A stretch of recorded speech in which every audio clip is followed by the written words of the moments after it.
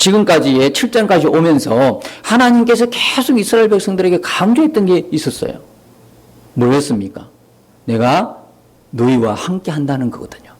두려워하지 마라. 떨지 마라. 무서워하지 마라. 왜요? 그 이유가 뭐예요?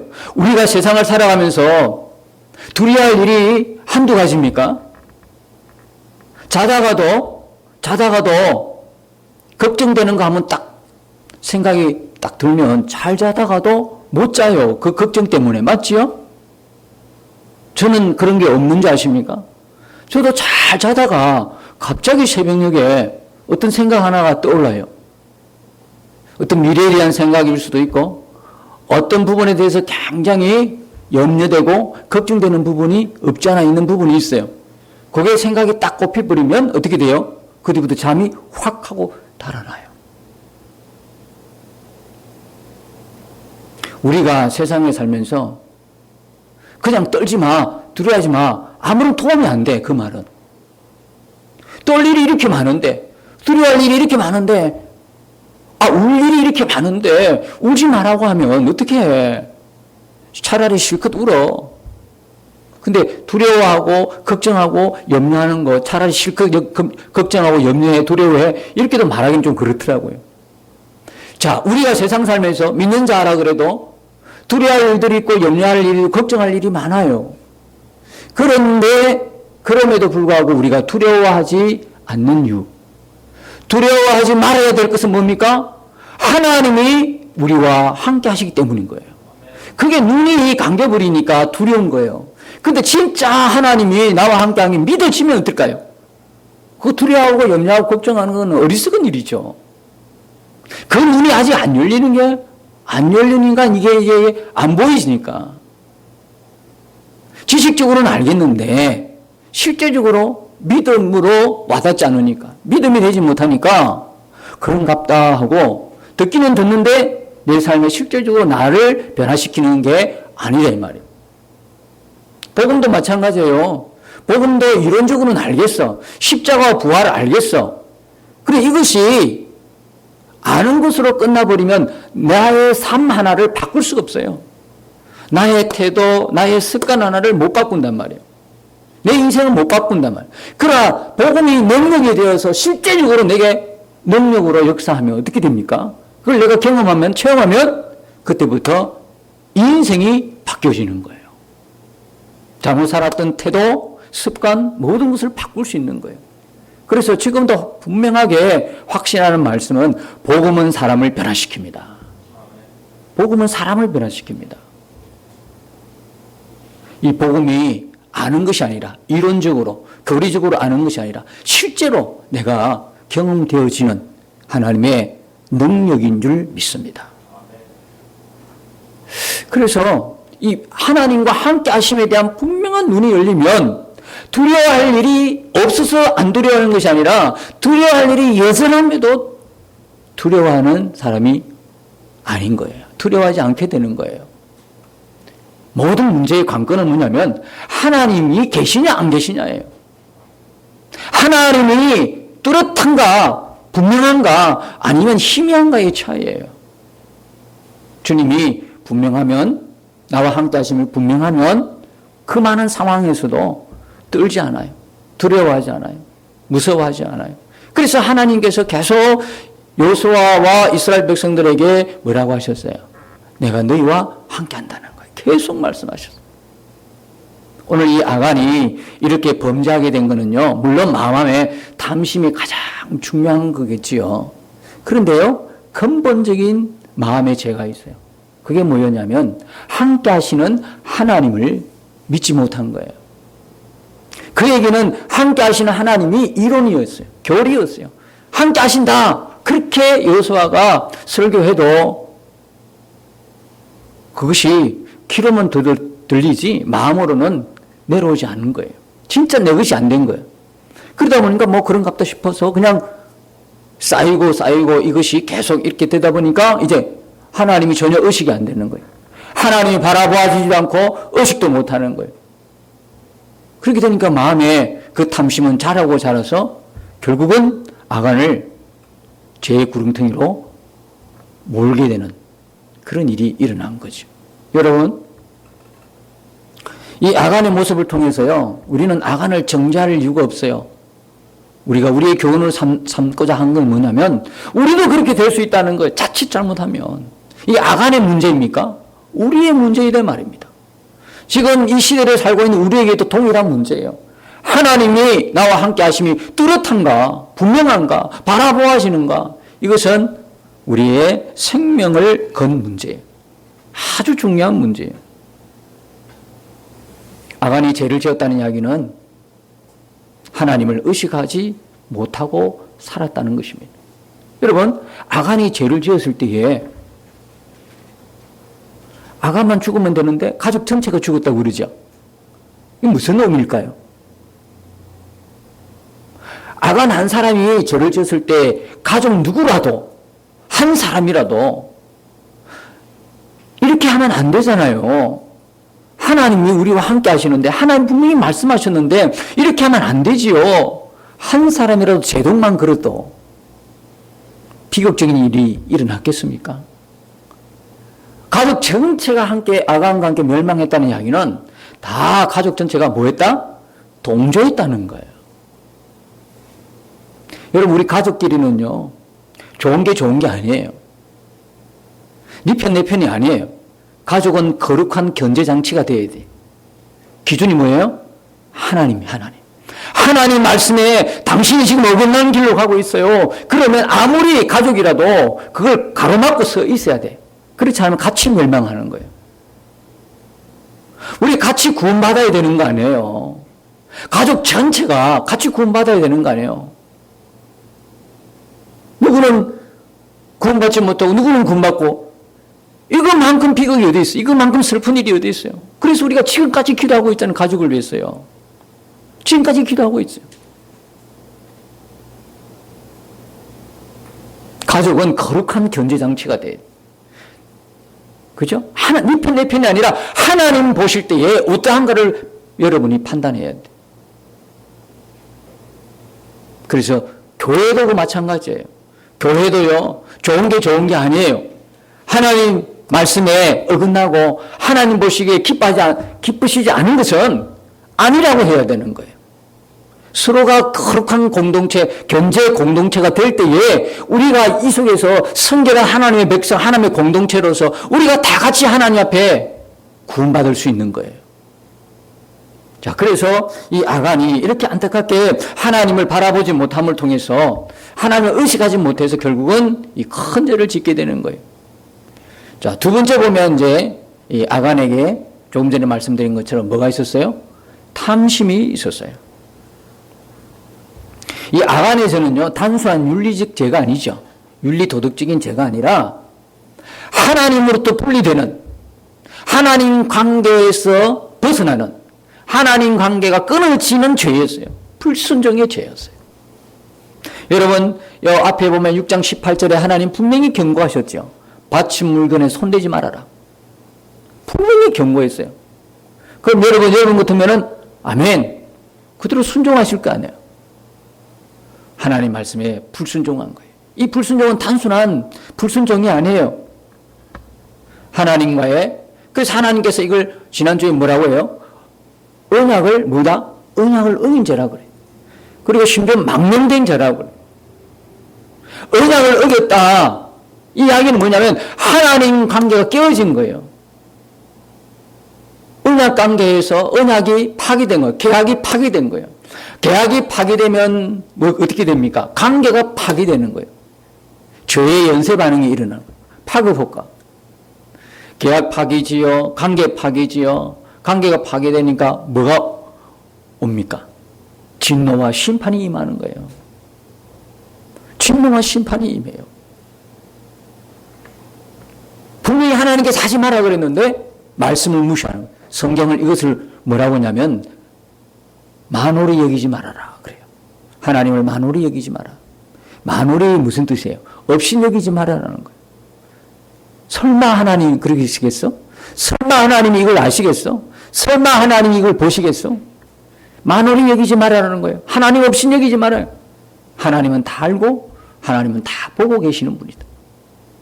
그래서 이 아간의 죄는요, 아주 심각한 죄였어요. 하나님 관계에서 끊어지는 죄였어요. 여러분, 지난주에 말씀드린 것처럼 아간의 범죄는 생계형 범죄가 아니라 그랬죠. 충분히 부족함 없는 아간이었어요. 생계형 범죄가 아니었어요. 탐심의 유혹을 받아서 저질러진 범죄라는 거예요. 여러분, 이 탐심이라 그러면 성경 중에 생각나는 구절이 있죠. 골로새서 3장에 5절 보면 탐심이 나요. 5절과 6절에 보면 탐심이라는 단어가 나와요. 그러므로 땅에 있는 지체를 죽이라. 그러면서 이 땅의 지체가 뭔가를 설명하고 있어요. 엄난과 부정과 그 다음에 사욕과 악한 정욕과 탐심이니 그래요. 그런데 이 탐심에는 설명이 있죠. 탐심은 뭐라고요? 우상숭배니라 그래요. 이런 것들로부터 하나님의 진노가 임한다는 거예요. 그런데 우리 개정에 보면 이런 것들로부터 하나님의 진노가 임하니라 그렇게 하는데요.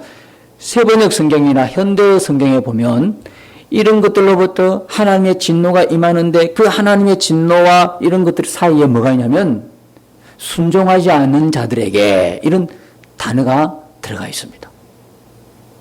순종하지 않는 자들에게 하나님의 진노가 임한다는 거예요. 이건 매우 중요한 말입니다.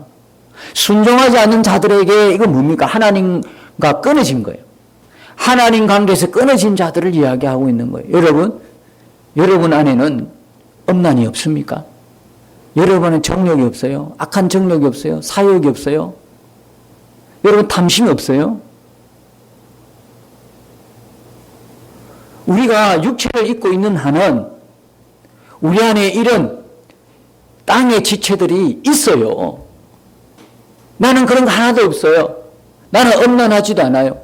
나는 사욕도 없어요. 부정도 하지 않아요. 나는 정욕도 없어요.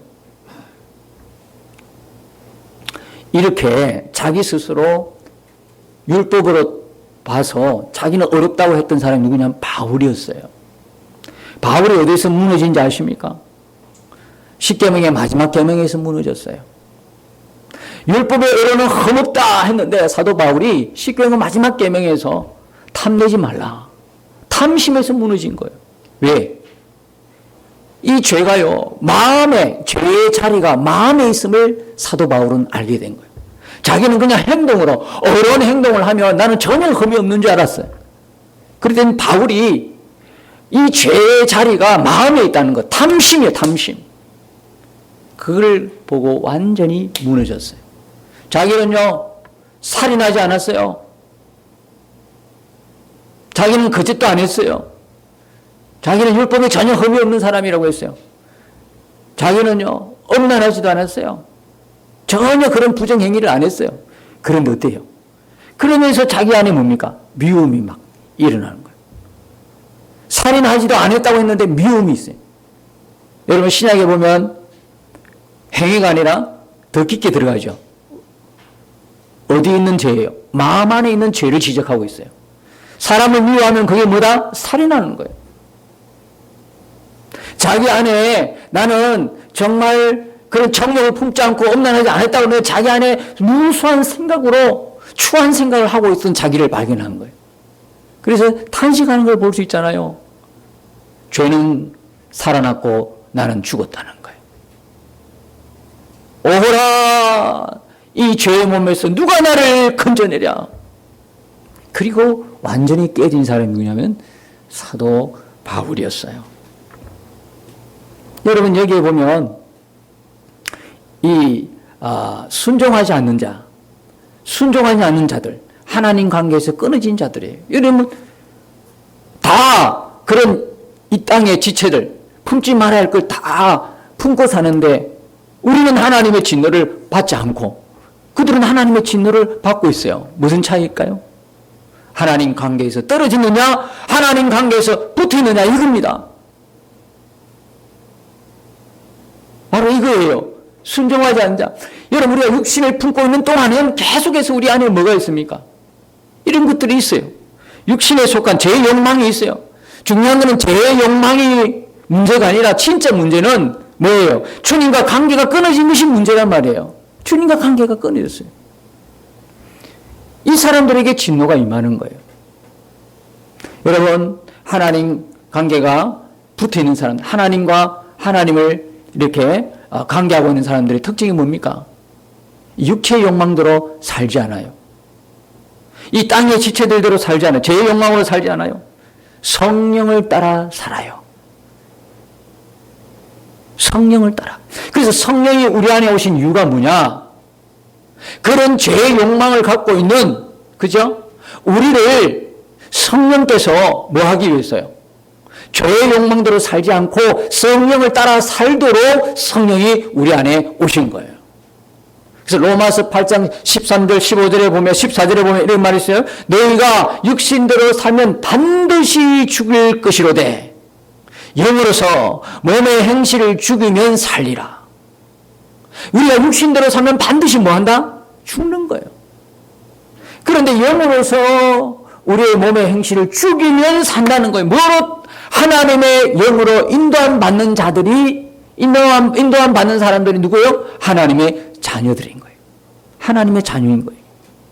그래서 하나님의 자녀의 특징이 뭐냐면 하나님의 영의 인도함을 받아요. 우리가 전혀 육신의 어떤 그 죄의 욕망이 없는 게 아니고 여전히 있어요. 여전히, 그죠? 아간이 품고 있는 탐심, 우리에게도 있다 이 말이에요. 없는 거 아니에요. 우리가 이걸 자유하려면, 육신의 욕망까지 풀어버리려면요, 우린 죽어야 돼요. 육신이 죽어야 되는 거예요. 이런 게 없는 거예요. 그 육신이 살아있는 동안에는 어떻게 해요? 엄난하고요, 탐심이 있고요, 부정이 있고, 악한 정욕을 갖고 사는 사람이 우리예요. 근데 그럼에도 불구하고 우리는 하나님의 자녀들은 뭐예요? 성령으로 인하여, 성령으로 인해서 몸의 행실을 죽이는 사람이야.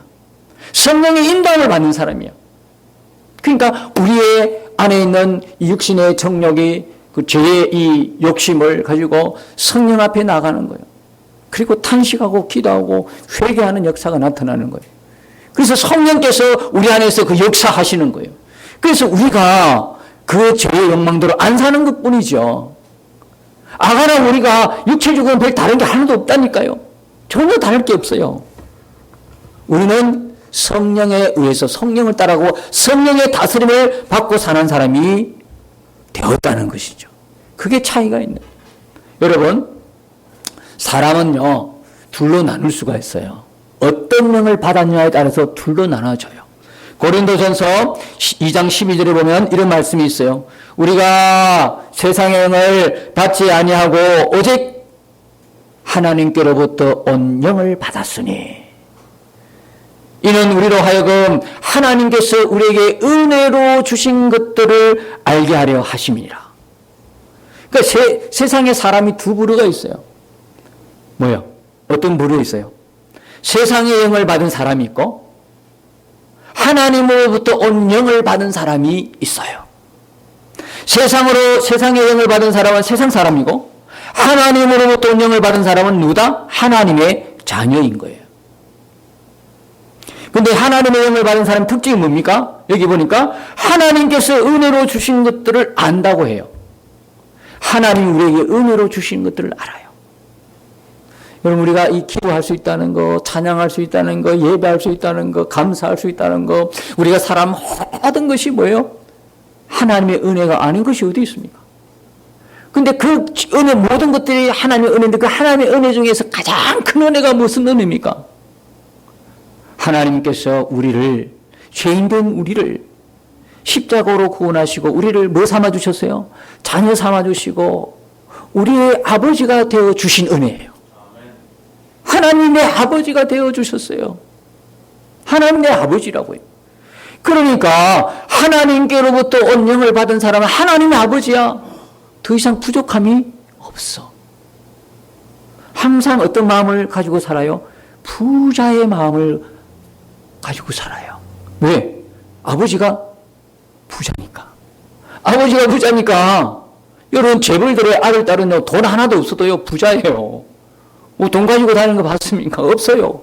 아이들이 무슨 돈을 갖고 있겠어요? 어른이야 돈을 갖고 있든 뭘 갖고 하겠지요. 자녀들은 돈 안 가지도요. 그 자체만으로 부자예요. 왜? 아버지 자체가 부자니까. 하나님으로부터 온 영을 받은 사람들은 항상 무슨 마음? 풍성한 마음을 갖고 있어. 부자의 마음을 갖고 있어요. 그러나 세상의 사람들이 볼 때는 뭐 가진 것도 없어 별로. 그런데 이 사람 자꾸 뭐 하기를 좋아하는 거야. 세상의 영을 받은 사람은 가난의 영에 찌든 사람들이야. 그러니까 자꾸 자기 걸 챙겨. 근데 이상하게 하나님으로부터 온 영을 받은 사람들은 마음이 부유해지는 거야. 그 하나님이 내 아버지가 되니까 자꾸 나눠주는 거야. 베풀어 주는 거야. 받는 것보다 주는 것이 복이 더 있다. 이해 가시죠? 이미 복 받은 사람이야. 그래서 여러분 새해가 되면 인사하잖아요. 복 많이 받으세요. 이건 누구한테 하는 인사예요? 복 없는 사람에게 인사하는 거예요. 복이 없는 사람에게 새해 복 많이 받으세요. 이렇게 인사해요. 우리한테 그렇게 인사하면 안 돼요. 우리 이미 복을 받은 사람이기 때문에. 뭐라고 인사해야 돼요? 복 받은 사람으로 사세요. 이렇게 해야 되는 거예요. 복 받은 사람으로. 그렇잖아요. 복의 근원이신 분이 하나님인데 그 하나님이 내 아버지인데 나는 복을 못 받아가 더 주세요 하는 게 아니라 내 아버지가 복의 근원인데 내가 그의 자녀인데 나는 복을 많이 받고 사는 사람이란 말이에요. 이 인사는요 그렇게 하면 안 돼요. 새해 복 많이 받으세요. 아니요. 새해는 복 받은 사람으로 사세요.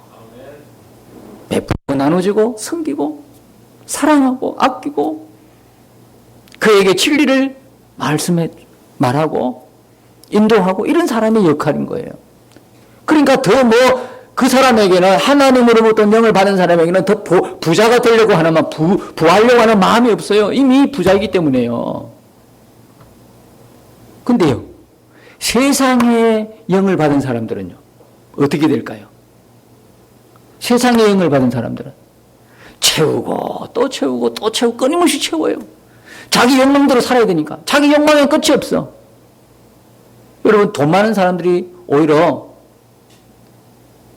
돈을 더 모으는 거 아시죠?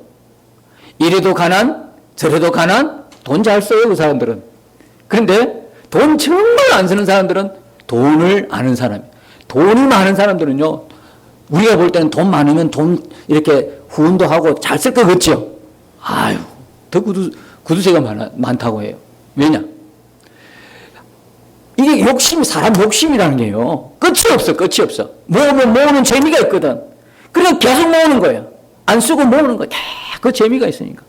세상의 영을 받은 거예요. 세상의 영은 항상 가난한 영이에요. 가난의 영이에요. 성령은 부유한 영이지만, 풍성한 영이지만, 세상의 영은 먹고 또 먹어도 또 먹어야 돼. 계속 가난의 영이에요. 가난 찌들고 가난한 영이에요. 그러니까 채우고, 자신의 욕망을 막 채우고도 물건을 가지 않고 채우고도 계속 부족한 거예요. 여러분, 우리 사람은 하나님이 어떻게 만드셨냐면요. 하나님이 존재하는 공간이 있어요. 사람에게는. 하나님이 존재하는 공간. 왜요? 하나님이 우리를 만들었기 때문에. 하나님이 우리를 창조하셨기 때문에 인간만은 하나님의 공간이 우리에게 존재해요. 하나님이 인간을 만드실 때 창세기 보니까 흙으로 만드시고 코에다가 뭘 불어넣었다고 그랬죠? 뭘 불어넣으니까 뭐가 됐어요? 생기를 불어넣었다 그러죠. 생기를 불어넣으니까 생명이 됐죠. 생기예요. 하나님의 기운이에요. 그래서 인간은요, 어떤 사람이든 하나님이 계셔야 만족할 수 있는 존재가 사람이에요. 피어있는 공간. 그 피어있는 공간에 어떤 사람은 차 있는 사람이 있고 어떤 사람은 아직도 피어있는 사람이 있어요. 하나님으로부터 온 영을 받은 사람은 그 공간이 채워졌어. 채워지니까 더 이상 채울 필요가 있어 없어요? 없는 거예요. 근데 그 공간이 비어진 사람이야. 세상의 영을 받은 사람. 이 사람은 채우고 계속 채우고 계속 채우는 거예요. 여러분 부자는 돈 많은 사람을 부자라 하지 않아요. 더 이상 부족함이 없는 사람이 부자예요. 우리가 세상에 돈 많은 사람 많아요. 근데 돈 많은 사람은 부자라고 그러면 잘못된 거예요. 부자는 뭐예요? 더 이상 부족함이 없는 사람이 부자예요. 여러분 부자이시죠? 하나님 한 분으로 충분하시지요? 하나님 외에는 우리가 더 찾을 게 없잖아. 하나님 외에 다른 곳에 가서 내가 더 이 부족함을 채울 필요 없잖아요. 내가 만난 그 하나님으로 충분하잖아요. 정말 문제는 그 하나님을 제대로 못 믿는 게 문제지.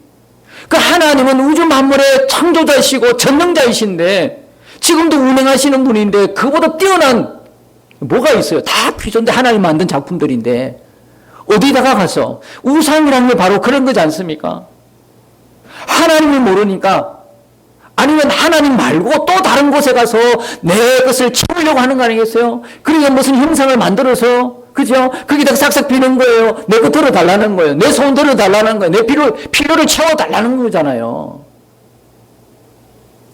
신약시대에서 우상은요, 그런 형상이 아니에요, 이제는. 어디에 자리하고 있어요, 우상이? 우리 마음에 자리하고 있어요. 그러니까 우리 마음이 성령으로 채워져 있으면 괜찮은데 성령이 아니라 세상의 영으로 채워져 있는 사람은 그 전체가 우상이에요. 우상 숭배를 하고 있어요. 하나님 위에 다른 곳에 가서 내 것을 채우는 거야. 행복을 챙기고 즐거움을 채우고 이런 거예요. 여러분이 세상의 영으로 가득해서 채우다 부족함 없고 계속해서 탐심을 부렸던 사람이 한 사람이 있어요. 그 사람을 하나님께서 누가복음 12장에 소개하고 있어요.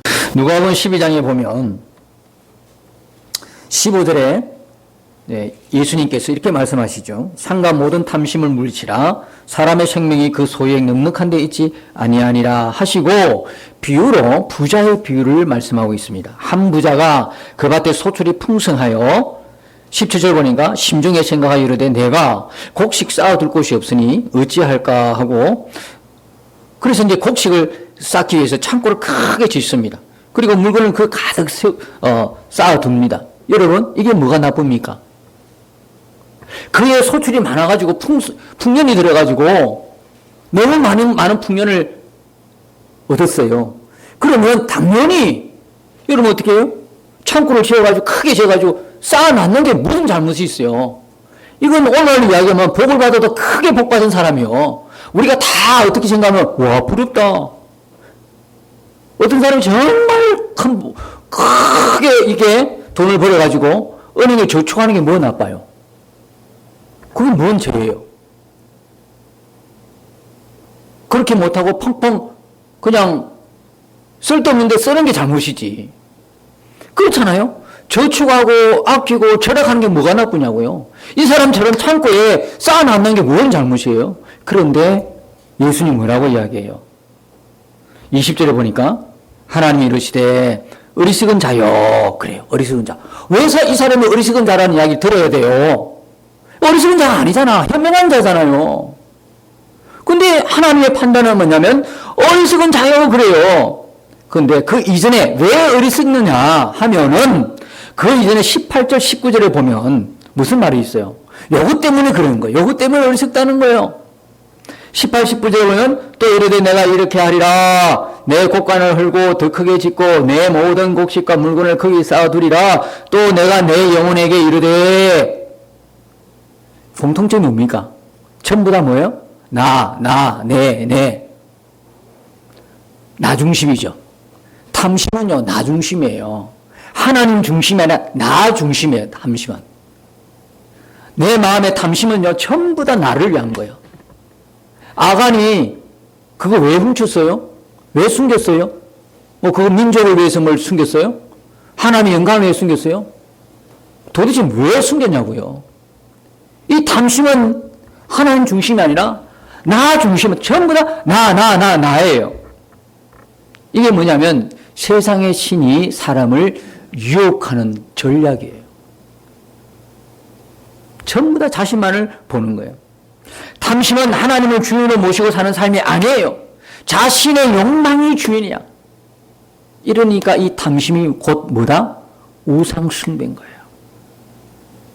하나님이 더 이상 주인 되지 못해. 하나님으로 만족할 수 없다는 거예요.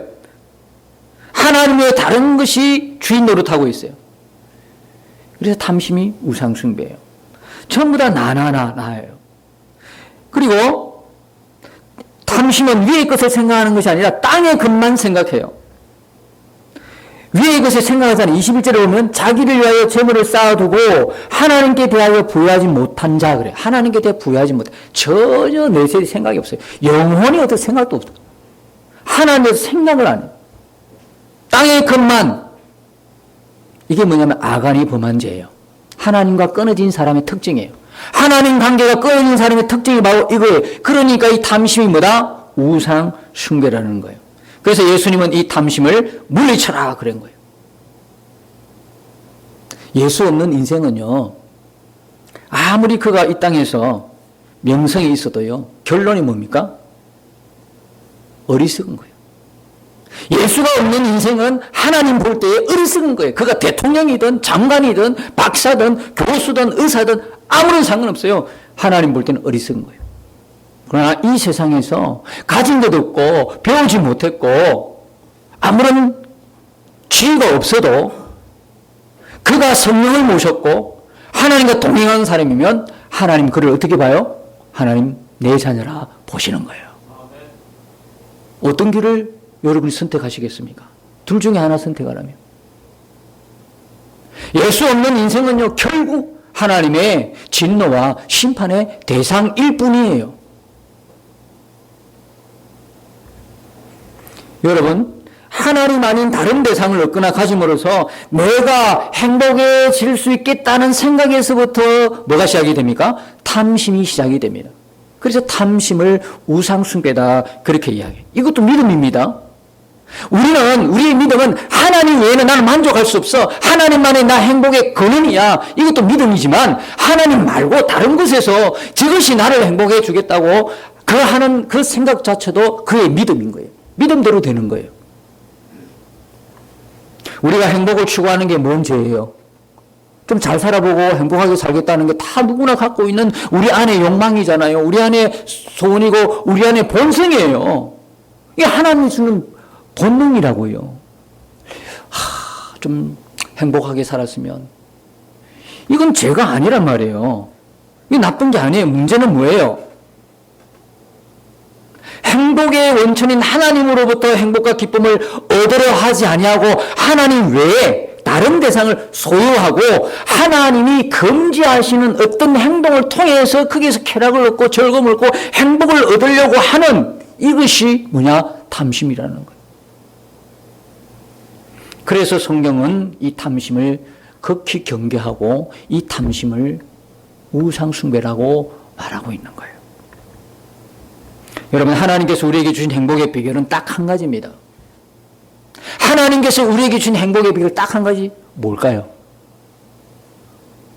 하나님 자신입니다. 하나님 자신이라고. 하나님 자신이 만복의 근원이고 행복의 원천이신 거예요.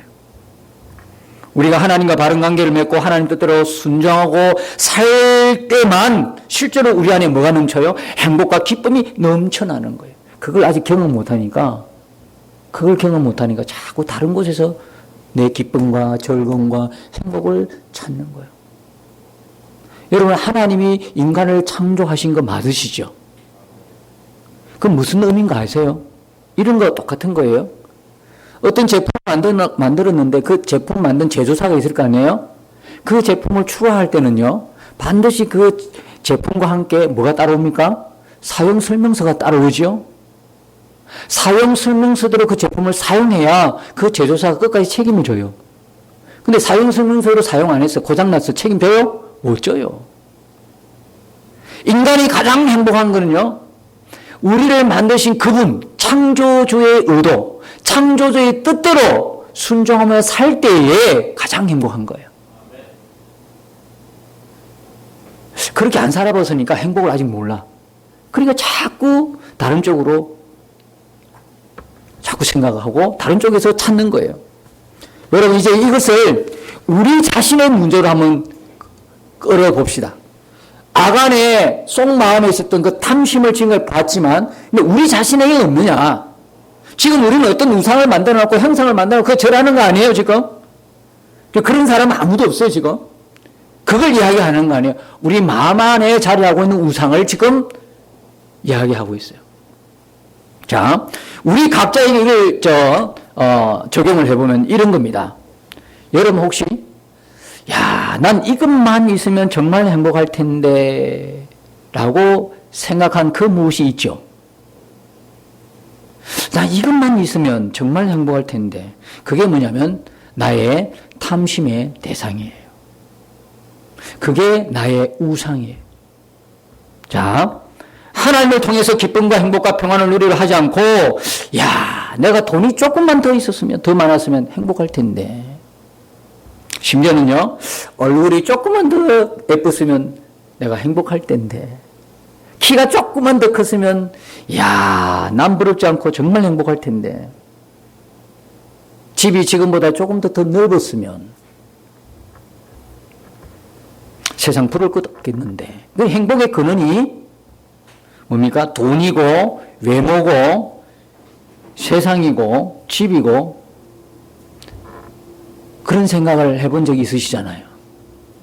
근데 알고 보니까 하나님 외에, 하나님에게서 찾지 않고 하나님 외에, 그게 우리 안에 자리 잡고 있는 탐심이었다는 거예요. 하나님 외에 나에게 행복을 가져다 줄 것이라고 믿는 대상, 그 마음이 탐심이고 대상이 우상이고, 그 전체가 우리가 지금 하나님을 믿는다고 하지만 사실은 내 마음 안에 우상을 숭배하고 있었다는 거예요. 여러분, 우상을 숭배하는 사람 대표적인 그것이 아까 그 누가복음 12장에 나오는 저 부자처럼 자기잖아요. 우상 세워놓고 싹싹 비는 게 뭡니까? 전부 다 자기 잘 되게 해달라는 거 아니겠어요? 교회 와서도 우리는 하나님을 마치 우상 섬기듯이 섬길 수가 있단 말이에요. 어떻게 하는 거예요? 하나님, 나 잘 되게 해주시고, 내 모든 것 잘 되게 해주시고, 전부 다, 그죠? 나만을 위한 나의 뭡니까? 욕심을 채우려고 하는 의도에서 교회에 나와서 하나님 기도한다면 하나님이 우상인 거예요. 하나님 마치 우상처럼 섬기는 거예요. 그러면 내 필요를 구하지 말라는 겁니까? 그런 게 아니지 않습니까? 우리가 하나님의 아버지인데 자녀가 아버지 앞에 못 구할 게 뭐 있습니까? 구합니다. 그런데 방향이 틀려요. 의도가 틀려요. 우리의 모든 구함에는 반드시 뭐가 전제가 됩니까? 하나님의 영광과 기쁨이 전제되는 사람이 세상의 영을 받지 않은 하나님부터 영을 받은 사람의 특징이에요. 하나님의 영광을 위해서, 하나님의 기쁨을 위해서 내가 필요한 거예요. 돈도 필요한 거고 건강도 필요한 거죠. 내가 살아가는 목적이 뭡니까? 요리 문답의 첫 문장이 뭡니까? 하나님을 기뻐하고 하나님께 영화롭고 하나님을 영화롭게 하는 게 내 인생의 목적이 된 사람이 누구냐면 하나님으로부터 온 영을 받은 사람이에요.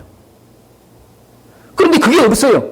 그거 하나도 없고 그저 내가 이 땅에 살아갈 때 내 욕망을 채울 수 있는 수단으로 여기는 거죠. 그것은 교회에 나와도 만약에 그렇게 기도한다면 하나님을 우상처럼 섬기는 것과 똑같다는 이야기예요. 하나님의 교회가 세워지고 하나님의 나라가 세워질 때마다 사단이 이렇게 역사하는 거예요. 보십시오. 하와와 아담에게 역사했죠. 오늘 이 가나안에서 하나님 나라가 세워지는데 아간에게 역사하지요. 사도행전 5장에 보니까 누구에게? 초대교회가 세워질 때 아나니아와 삽비라에게 역사하지요. 오늘 우리 시대에 믿는 우리 안에 사단이 끊임없이 역사해서 우리 안에 하나님 나라가 이루어지지 않도록 우리가 밟는 그 땅에 하나님의 나라가 세워지지 않도록, 하나님의 교회가 세워지지 않도록 끊임없이 우리를 뭡니까? 공격하고 방해 나와요.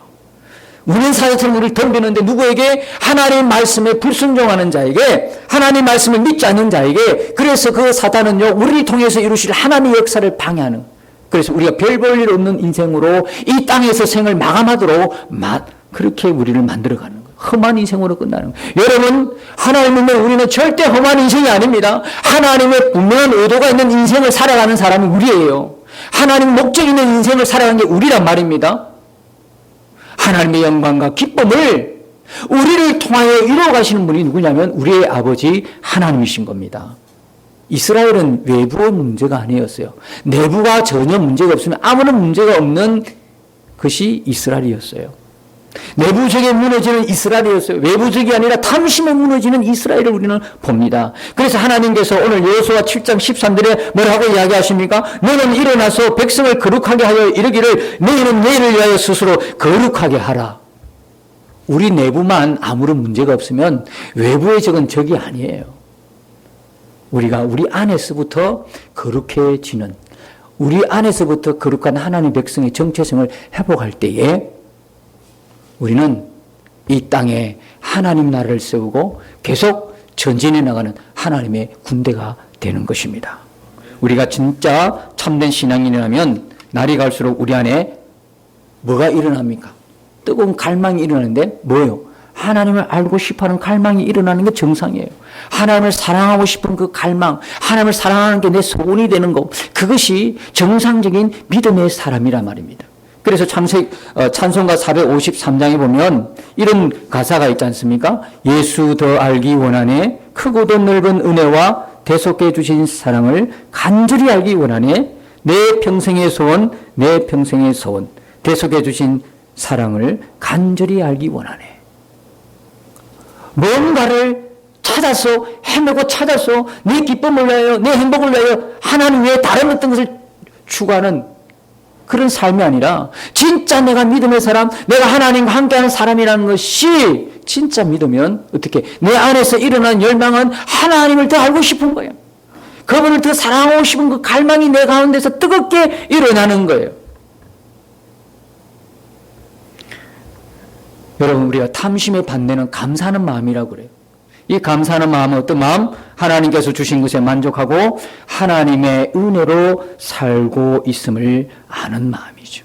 사랑하는 성도 여러분, 오늘 이 아간의 범죄를 보면서 그 안에 일어났던 탐심 보면서 우리 안의 탐심을 발견하고 하나님 외에 다른 어떤 것에서 행복을 얻고자 했던, 우상을 숭배했던 탐심으로 가득한 우리 마음을 버리고 이제 하나님 앞에 하나님의 백성으로, 정결한 백성으로, 성결한 백성으로 하나님을 사랑하고 하나님을 순종하는 것이 내 인생의 최고의 행복이다.